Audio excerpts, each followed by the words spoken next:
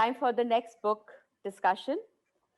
We are very fortunate to have Aniruddha and Kaveree talking to us about A Taste for Trouble. Surely want to know what trouble you got into.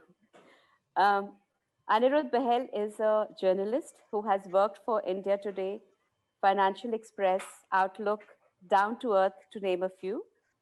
He's the founder and editor-in-chief of CobraPost.com, an investigative non-profit website. Anirudh transformed the definition and boundaries of reporting with the risks he took and the stories he chased. A Taste for Trouble is about reflecting back. Helping him talk about these moments are Kaveree Bamzai. She's a senior journalist with more than 30 years with India Today, the Indian Express, and the Times of India. She was the editor of India Today and most recently a Rob Reporter India. She was the first and so far the only woman editor of India Today. The other books written by Anirudh are Bunker 13 and The Emissary, and a comic book called The Adventures of Ria, the Cobra Post Affair. Over to you, Kaveree. Welcome. First of all, welcome to both of you, and over to you, Kaveree. Thank you. Thank you so much. I'm delighted to introduce my old friend Aniruddha Bahal. What you forgot to mention, there's so many things actually to talk about when it comes to introducing Aniruddha. But he's done all sorts of things. He's been a typewriter salesman. He's been a runaway to Mumbai at 15.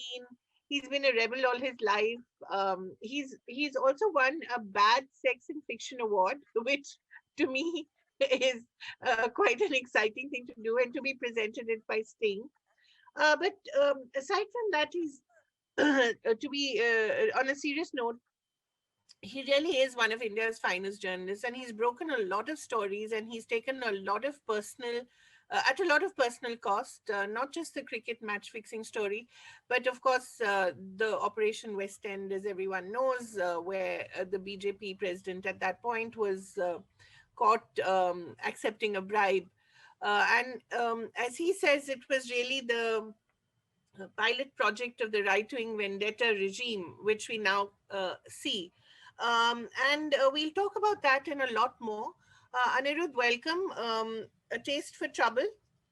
Let's hold it up. This is the book that you've written, Memories from Another Time. And really, it's not just a memoir, but it's also a brief history of media in the past 2 decades, and I think that's its true significance. Aniruddha, what made you carry on with this kind of investigative journalism, as we all know, at so much personal cost, despite so much that you had to suffer? 676 days, as you calculated, 676 days in court, which is 2 years of your life, was spent just in fighting various lawsuits. So talk about that tremendous cost to you. Yes, I mean, it is something that you either enjoy doing or you don't enjoy doing. And it was something that Kaveree, incidentally, was the one that I learned a lot of my journalism from as a copy desk of India Today, and way back in 91, 92. Yes, I still remember you as a very bright-eyed young man. And you had the first manuscript. I think it was your first book. That's right. That's right. It got published, A Crack in the Mirror, way back Yeah. in 90. But coming back to this, I mean, my first passion was to be a writer, and then the journalism, but you could not sustain yourself as a writer in India. And so journalism was a sort of stepping stone to be a writer, but then the journalism itself became so interesting. And somewhere the passion for change came in. And of course, you realized very late that there is only so much that you can do. Yeah. And so you try to do interesting things, and maybe I get bored very easily, and I want to do some new and something extra. So you would see that there's a whole range of stories that Cobra Post has done, and even in my fiction, there's a whole range. I would end up doing a historical novel in ancient Greece, a thriller in Kashmir, and then a graphic novel, a comic. So I mean, I can't be doing the same thing. So it's basically also something that you you you you have to do something interesting. But Anirudh, at the heart of everything and at the core of all your work is really a passion also for truth, for finding the truth. And let's talk about how difficult that can be. For instance, your first really big story, which was the match fixing story, getting Manoj Prabhakar to talk about it and then piecing the pieces of the puzzle together, and getting people like Kapil Dev were involved. I mean, it was a tremendous risk to do those things because these were all icons. Talk about that whole process. Yeah, match fixing was me and Krishna Prasad Yeah, told the story way back in '97, and it emerged out of.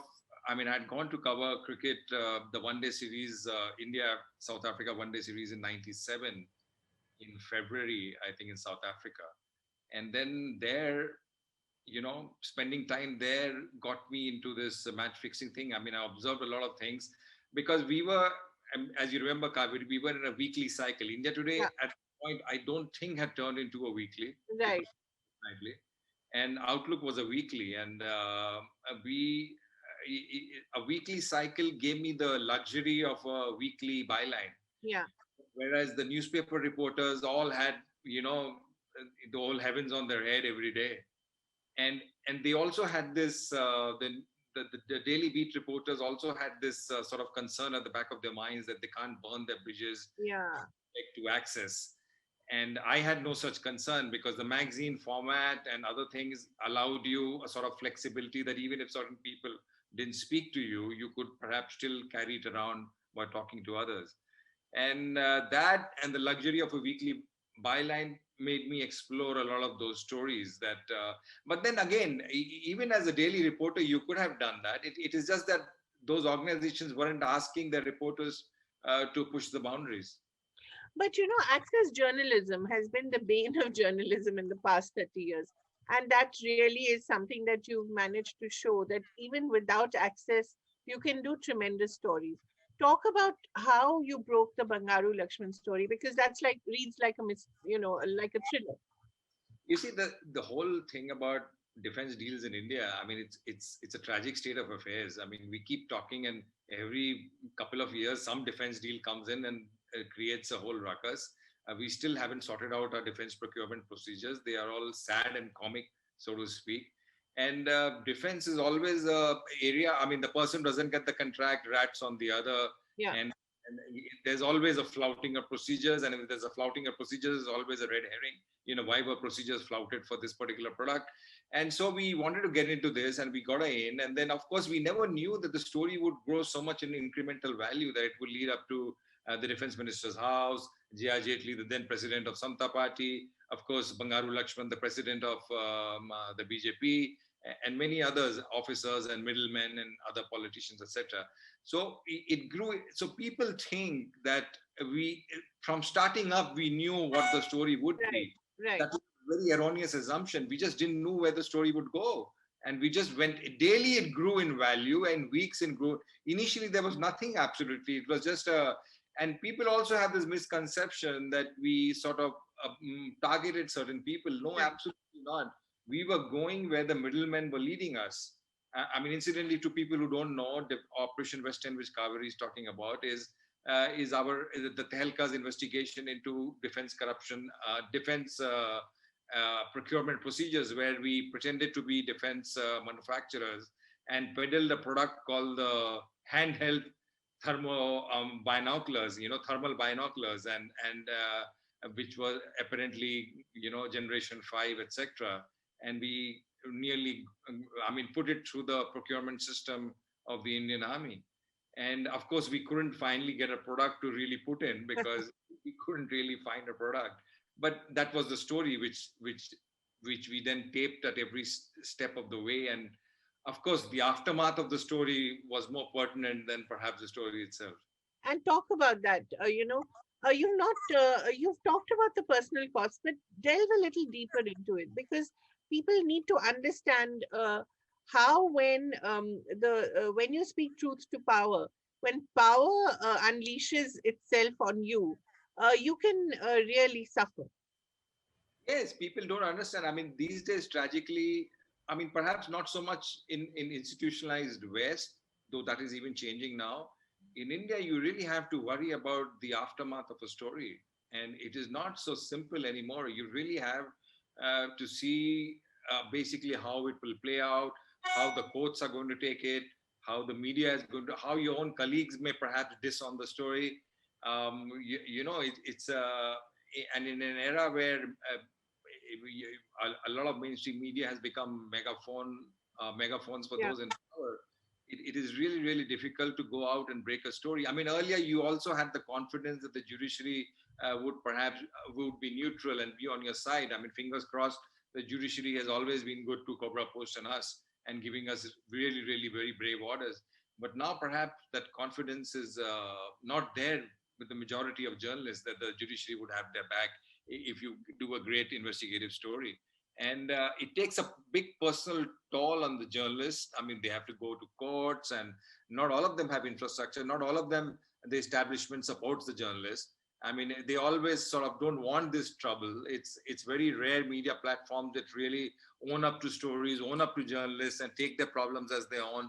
Very few platforms like that, and even in standard mainstream organizations, the journalist often has to fend for the story themselves, and it creates a whole lot of issues where you really feel the need for institutions that could have supported you at that time. But you've built your own institution, Cobra Post. Talk about how you built it, because being a media entrepreneur at such a moment where the economy is in recession, and speaking truth to power comes at even greater cost now. How do you sustain yourself? You see, Cobra Post is a small investigative website. We end up doing very few stories in a year, and but we try to do stories which get amplified by others because of the nature of those stories. And I started off Cobra Post way back in 2003, 4, and it After you left the Helka? yeah, after I left Helka in 2003, and after that, I started Cobra Post. The reason that I started Cobra Post was that I really wanted a media presence because at that time, with our tussles against the then NDA government, I didn't want to be bereft of a media platform to put my point of view across. And at that time, blogs, etc., were not so popular. Maybe if technology had been so sort of mature as it is now, I could have taken a different turn. But at that time, website was the only outlet to sort of put your view across, and that's what we did. And then we had at various points of time a lot of alliances with mainstream media. Like, for instance, we did a story with Astak, Operation Duryodhan, which was about where 11 MPs got dismissed from parliament for taking bribes for asking questions in the Indian parliament, which created a lot of ruckus, which was way back in 2005. Then we had media contracts with Star.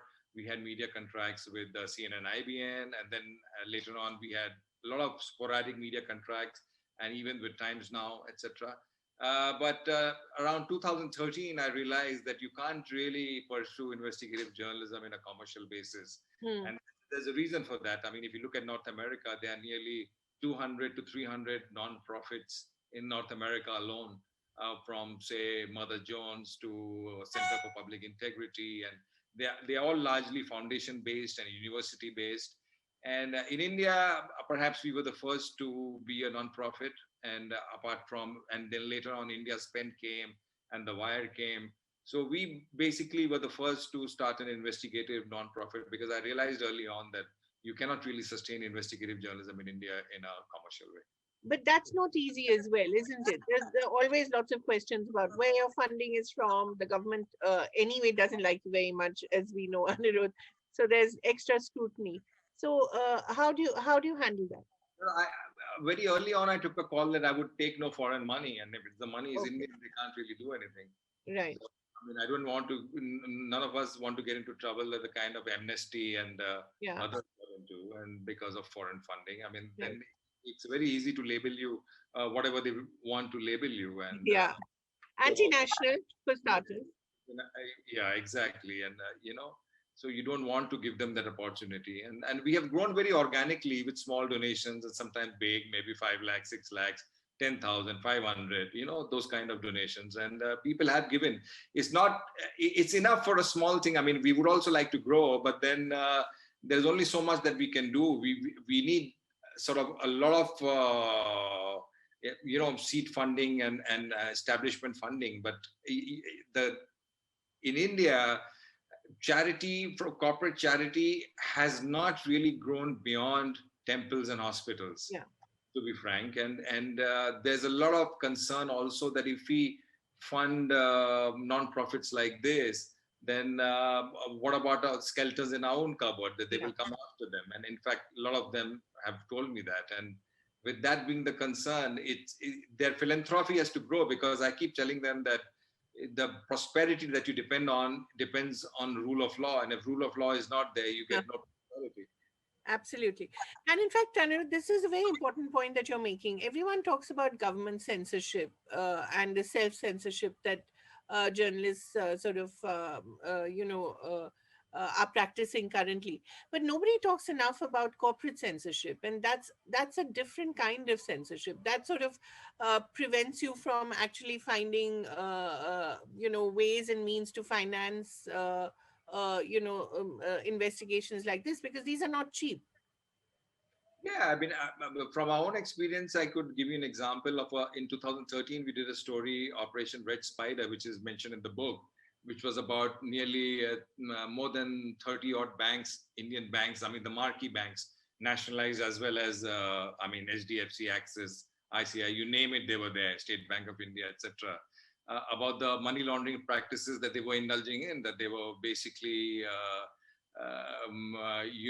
taking in money in cash, and they were willing to do nearly everything. They were behaving like private Swiss banks, so to speak, breaking all rules, which subsequently led to an RBI investigation, and which subsequently led to big token fines, which had never happened in history, and which subsequently also led to a draconian regime of KYC, all because of that Cobra Post story.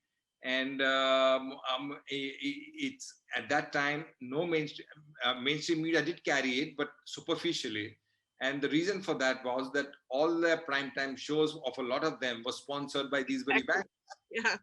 So it became a kind of, how do they sort of bite the hand that feeds them, to sort of quote a old proverb. Yeah, absolutely. And that really, the other point you mentioned in the book is quite fascinating, that none of the really big scams have been broken by the big media houses. They've all been broken by, beginning with the Scam 92 that everyone now has revisited thanks to the Sony Live series on Harshad Mehta. They've all been broken by independent journalists or independent organizations. So talk a bit about that whole phenomenon. You see, because that's the reason where business scams are never broken by business papers. Yeah. Because they have too cozy a relationship with them. I mean, they would have these sponsored feeds of prime time and banking columns and corporate columns and all kinds of, CEOs are writing for them and coming on their channels. Again, it's access. They want access to them and for normal interviews. So they can't afford to sort of annoy them by carrying the big investigation that we did 2 years back on DHFL, which led to collapse of the bank, the Diwan Housing Corporation, and which basically was something, I mean, we educated ourselves to do financial forensics. There's a whole team, we worked on it, we checked our data, but it is because we didn't have any stake on any, with no bank, no corporate house has ever given us a penny in that sense. So we are not really. No one was sponsoring your primetime show. No one was coming to your events. That's how censorship has happened. Funny story, when we broke Operation West End, this way back in 2001, the BJP regime at that time was going around making phone calls asking who owns the Helka, and that they could put pressure on the owners. And when they came to know that it is these guys themselves who own the Helka, then they really didn't know what to do. So just as an aside, about what happened at that point of time. But just remind viewers and listeners a little about Tehelka at that time, how it all came together. And you talk about this wonderful external board meeting where Amitabh Bachchan, V.S. Naipaul, and Khushwant Singh all came together to your office. And it must have been quite exciting in those days, right? Yeah, people forget that Tehelka was the first sort of online brand in India, and we spoke with our content at that time. The sort of climate that we came in, there was India.com, which spent like maybe 100 crores on advertising, to create that brand, and now it's Right. disappeared. Tehelka just spoke because of its content. Tehelka was a name which was coined by me at that time. You couldn't even use the Indian credit card on the web, so I rang up my cousin in the US and said, "Could you please register these names for me?" And You came up with the name Tehelka, Anirudh? then we sort of transferred the name, and then we started it off. So What, it was, what was the reason behind that name?